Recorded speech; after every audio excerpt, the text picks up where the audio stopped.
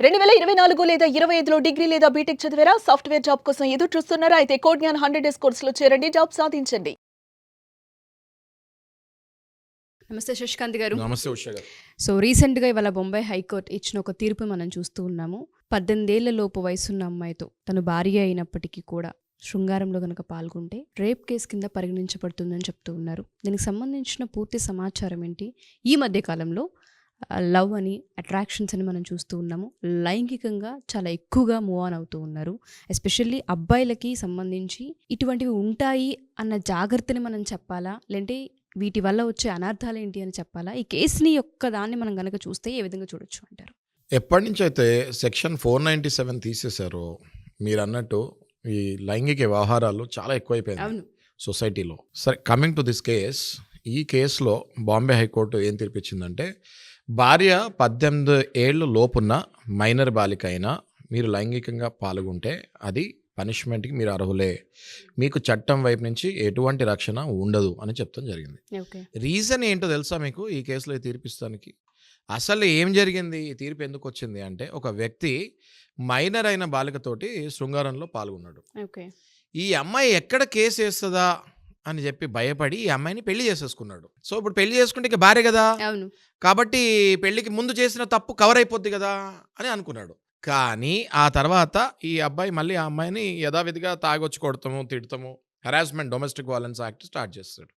ఇది భరించలేక ఆమె ఒక మంచి అడ్వకేట్ని అప్రోచ్ అవుతే, ఆ అడ్వకేట్ ఈమె స్టోరీ అంతా అయిన తర్వాత అర్థం చేసుకుంది ఏంటి అంటే, ఇది కావాలని ఇష్టపడి పెళ్లి చేసుకున్నది కాదు, కేవలం కేసు నుంచి, పోక్సో చట్టం నుంచి తప్పించుకుంటానికే ఈయన పెళ్లి చేసుకున్నాడు అన్నది ఆ అడ్వకేట్కి అర్థమై, అమ్మ నువ్వు మోసపోయావు, వెంటనే వెళ్ళి ఆయన మీద రేప్ కేసు వేసేసేయి అని చెప్తాం జరిగింది. దాంతో ఈ అమ్మాయి వచ్చి ఇంత పెళ్లికి ముందు జరిగిన ఘటన చెప్తాం జరిగింది. దాంతో ఇది పోక్సో కిందకి పడింది. ఈయనకి 10 ఏళ్ళు శిక్ష కూడా పడింది. ఈయన జీవితం సంకనాకిపోయినట్లే. ఎందుకంటే ఎవరైనా కూడా అమ్మాయిల శీలాలతోటి ఆడుకుంటే, ఇప్పుడు వచ్చిన చట్టాలు మనం చూసుకుంటే 100% వాళ్ళ జీవితం సంకనాకిపోతాం గ్యారంటీ. మీరు అన్నట్టుగానే ముంబై హైకోర్టు ఇచ్చిన తీర్పును బట్టి కనుక మనం చూస్తే, ఏదైతే లైంగిక వ్యవహారాలు ఈ మధ్య కాలంలో వయసుతో సంబంధం లేకుండా పుట్టిన ఆకర్షణ వల్ల కలిగే ఏదైతే శారీరక సుఖాలు ఉంటూ ఉంటాయో వాటికి ఎక్కువ గురి అవుతూ ఉన్నారు. వయసు ఏంటి అన్న విషయం పక్కన పెడితే అవి ఎక్కువగా కనిపిస్తూ ఉన్నాయి.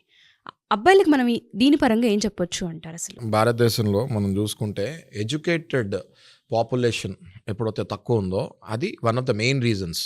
ఖాళీగా ఉన్న మైండ్లో empty minds are like devils, మనకందరూ తెలిసినట్టు. That is one of the reason. ఇంకొకటి డ్రగ్స్.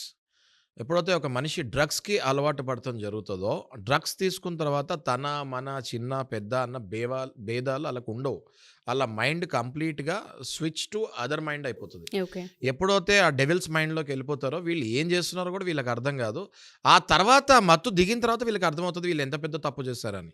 ఆ లోపు వీళ్ళ జీవితాలు పాడైపోతాయి. సో మీరు అన్నట్టుగానే జీవితాలు అర్థాంతరంగా ఆగిపోతూ ఉంటుంటాయి సార్. 18 ఏళ్ల లోపు ఉన్న వయసు అమ్మాయిని కనుక ట్రాప్ చేసి పెళ్ళిళ్ళు చేసుకుంటామన్న హోప్తోనే కొంతమంది రిలేషన్షిప్లో రియల్గా దిగుతూ ఉంటుంది. ఇప్పుడు ఈ కేసు చూసాం కదా ఉషా గారు, ఏమైంది? పెళ్ళి చేసుకోకుండానే ఆ అమ్మాయిని రేప్ చేశాడు. ఆ రేప్ అన్న పదం నా మీద పడుతుంది అన్న భయంతో ఆ అమ్మాయిని పెళ్లి చేసుకున్నాడు. కేవలం కేసుని తప్పించుకోవడానికి ఆ అమ్మాయిని పెళ్లి చేసుకున్నాడు. ఆ తర్వాత చిత్రహింస చేస్తే మొదలుపెట్టాడు. ఇది పసిగట్టిన ఆ తెలివైన అడ్వకేట్, అమ్మ నువ్వు మోసపోయావు, నీకు జరిగింది రేపు, నీకు జరిగింది పెళ్లి కాదు, ఆ అబ్బాయి పెళ్ళి అని నిన్ను చేసుకున్నాడే తప్ప కేవలం కేసు పడకూడదు అన్నట్టే పెళ్లి చేసుకుని మళ్ళీ చిత్రహింస పెడతాం స్టార్ట్ చేశాడు. కాబట్టి ఆయన మీద పోక్సో చట్టం పడింది, 10 ఏళ్ళు జైలు శిక్ష. ఇంకా నన్ను అడిగితే నెక్స్ట్ పోను ఇట్లా మైనర్స్ మీద జరిగే అగత్యాలు చూస్తుంటే 10 నుంచి 20 ఏళ్ళు లైఫ్ పడే ఛాన్సెస్ కూడా ఉంటాయి ఉష గారు. ఏదైనా సరే ఇష్ట ప్రకారంగా రిలేషన్షిప్లో దిగినప్పటికీ కూడా అమ్మాయి 18 ఏళ్ళ లోపు. కరెక్ట్. ఇష్ట ప్రకారంగా దిగిన 18 ఏళ్ళు లోపు అమ్మాయిని ఎవడైనా టచ్ చేశాడు అంటే వాడి పని అవుట్. సో అది ఎక్కడికైనా దారి తీయొచ్చు. 100% అండి. రేప్ కేసు కింద పరిగణించబడుతూ ఉంటుంది. That is what the rule says. ఇద్దరికి మ్యూచువల్ అండర్స్టాండింగ్ తోనే వెళ్తూ ఉంటుంటారు కదా శశికాంత్ గారు, అదేమి చూడదా కోర్టు? చూడదండి, చూడదు. 18 ఏళ్ళు లోపున్న బాలికలు, మైనర్స్, వాళ్ళకి ఇష్టం ఉండి మీరు ఎంటర్ అయినా, వాళ్ళకి ఇష్టం లేకుండా మీరు ఎంటర్ అయినా అది రేపు కిందకే పరిగణించబడుతుంది. సో ఈ కేసులో కనుక మనం చూస్తే ఆకొచ్చి ముళ్ళ మీద పడ్డ, ముళ్ళొచ్చి ఆకు మీద పడ్డ ఆకే జరుగుతుంది అన్నట్టు అబ్బాయిల జీవితాలే స్పాయిల్ అవుతూ ఉన్నాయి ఏ విధంగా మనం చూసినా. సో నేను ఎప్పుడు కూడా అదే చెప్తూ ఉంటాను, చిన్నపిల్లల జోకి వెళ్ళకండి నారాయణ మీరు. ఎందుకంటే మీకు అర్థం అవ్వట్లేదు. మీ లైఫ్‌లో ఏమైపోతాయో ఆ ఒక్క క్షణం మీరు ఏదో మర్చిపోయి వెళ్ళిపోతున్నారు గానీ, ఆ తర్వాత మీ జీవితం మొత్తం నాశనం అయిపోతుందనేది అర్థం చేసుకోవట్లేదు. ఈళ్ళు అది అర్థం చేసుకునే లోపు ఈళ్ళు జైల్‌లో ఉంటారు. కెరియర్ అంతా పోతుంది కదా కెరియరా శశికాంత్ పాడా గారు. ఇంక వీళ్ళ లైఫ్ ఇంక మచ్చ పడిపోదు వాళ్ళ లైఫ్ మీద రేపిస్ట్ అని. దయచేసి అర్థం చేసుకోండి. ఇప్పుడు చట్టాలు చాలా స్ట్రిక్ట్‌గా ఉన్నాయి. ఇంతకు ముందు కూడా జరిగేవి ఉషా గారు. అయితే ఈ అమ్మాయిలకి ఎక్కడికెళ్ళి చెప్పాలో తెలియట్లేదు. ఇప్పుడు మనలాంటోళ్ళ ఇంటర్వ్యూస్ వల్ల, డైలీ అవేర్‌నెస్ వల్ల ఆళ్ళకి అర్థమైపోతుంది గదా! కొన్ని లక్షల మంది చూస్తున్నారు గదా! సో, దయచేసి ఈ అబ్బాయిలకి నేను చెప్పేది ఏంటి అంటే, మీరు తప్పుదారిలో ఎళ్ళకండి. మీరు ఇట్లాంటి పిచ్చి పనులు చేసి మీ జీవితాలు నాశనం చేసుకోకండి అని చెప్తున్నాను. మగపిల్లలు గనక ఈ వీడియో గనక చూస్తే, మగపిల్లల పేరెంట్స్ కనుక ఈ వీడియోలు చూసినా, లవ్ మ్యారేజెస్ అనేది కామన్. బట్ వాళ్ళకి మనం గనక ఏదైనా చెప్పదలిస్తే, ఏదన్నా ముందుగా మనము సూచికగా చెప్పాల్సొస్తే, కెరియర్ వైస్‌గా దెబ్బ పడుతుంది, కొన్ని విషయాలలో మీరు ఎంటర్ అవ్వకూడదు అన్న వార్న్ సైన్ గనక మనం ఇవ్వాలి అనుకుంటే, కెరియర్ పరంగా 18 లోపున్న అమ్మాయిలతో అసలు ఎటువంటి సత్సంబంధాలు మెయింటైన్ చేయాలి అంటారు మగపిల్లలు? మనం ఏదైనా సజెషన్ ఇవ్వొచ్చా వాళ్ళకి? ఒకవేళ లవ్‌లో ఉన్నప్పటికీ. తప్పకుండా. లవ్‌లో ఉన్నప్పటికీ 18 ఏళ్ల వరకు ఆ అమ్మాయితోటి శారీరకంగా ఎటువంటి యాక్టివిటీలో పార్టిసిపేట్ చేయకూడదు. అది ఆ అబ్బాయికి క్షేమం గాదు. ఆ అమ్మాయి ఒకవేళ తెలియకుండా ఇన్వాల్వ్ అయినా గూడా, ఆ తర్వాత నీకు ఆ అమ్మాయికి విభేదాలొచ్చాయంటే, ఆ అమ్మాయి గనక ఎళ్లి వాళ్ళ అమ్మకి చెప్తే, వాళ్ళ అమ్మా, నాన్న కలిసి నీ మీద పోక్సో కేసేస్తాం గ్యారంటీ.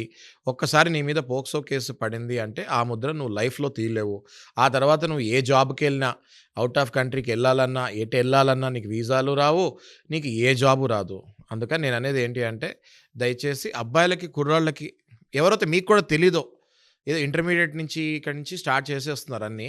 ఎవరైతే మీకు కూడా తెలీదో ఇది ఇనండి, అవేర్‌నెస్ పెంచుకోండి. ఆ తర్వాత మీ అమ్మా, నాన్న ఎంతొచ్చి ఏడ్చినా కూడా పోలీసు వాళ్ళు మిమ్మల్ని వదలరు.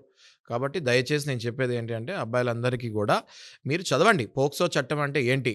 పోక్సో యాక్ట్ అంటే ఏంటి? Protection of children from sexual offences 2012 అది చదవండి. గూగుల్‌లో కొట్టండి. POCSO అని కొట్టండి. మొత్తం లైన్‌గా వస్తాయి. అది చదివి ఒళ్ళు దగ్గర పెట్టుకోమని చెప్తున్నాను. ఇంతకు మించి మనం కూడా చెప్పడానికి ఏం లేదు సార్. ఎస్పెషల్లీ పేరెంట్స్ చట్టాలపైన అవేర్నెస్‌ని కలిగి ఉండాలి. ఇవాళ రేపు ఆడపిల్లలకి మాత్రమే జాగ్రత్తలు చెప్పి పెంచాలన్న రూల్ ఎక్కడా లేదు. మగపిల్లలకి కూడా జాగ్రత్తలు పెంచి ఒళ్ళు దగ్గర పెట్టుకొని పెరగాల్సిన అవసరం ఉందన్న బాధ్యతని మీరు ఎప్పుడైతే నేర్పిస్తూ ఉంటుంటారో, చాలా విషయాల్లో అవేర్నెస్‌ని కలిగి ఉంటూ ఉంటారు. సో, దయచేసి ఇటువంటి కేసులు మనకి బయట విన్నప్పుడైనా, చూసినప్పుడైనా లేదా చదివినప్పుడైనా సరే కొంత అవేర్నెస్‌ని అండ్ దాంతోపాటు జాగ్రత్తను తీసుకోవాలనేది మా ఈ ఉద్దేశం. ఎవరైనా సరే లీగల్ పరంగా ఏదైనా ఇష్యూస్ ఉండి పిల్లలు కనుక రాంగ్ ట్రాక్ తప్పుతూ ఉన్నారు, దీనికి సంబంధించి మేము ఎంత చెప్పినా వినట్లేదు, ఎస్పెషల్లీ ఇల్లీగల్ యాక్టివిటీస్‌లో వెళ్ళే సూచనలు మా పిల్లల్లో కనిపించాయి, మేము చూసాము అని మీకు అనిపించినా మీరు ఖచ్చితంగా ఇక్కడ దాకా తీసుకురావచ్చు. శశికాంత్ గారు వాళ్ళకి సంబంధించిన అంటే ఏ విధంగా కౌన్సిలింగ్ ఇస్తే పిల్లలు ట్రాక్ చేయొచ్చు అన్న వాటిపైన కూడా వాళ్ళ టీం పనిచేస్తూ ఉంటుంది. మీకు కనుక ఫర్దర్ డీటెయిల్స్ కావాలి అనుకుంటే కింద స్క్రోల్ అవుతున్న కాంటాక్ట్‌ని కాంటాక్ట్ చేయొచ్చు. Thank you sir. Thank you so Usha much. గారు.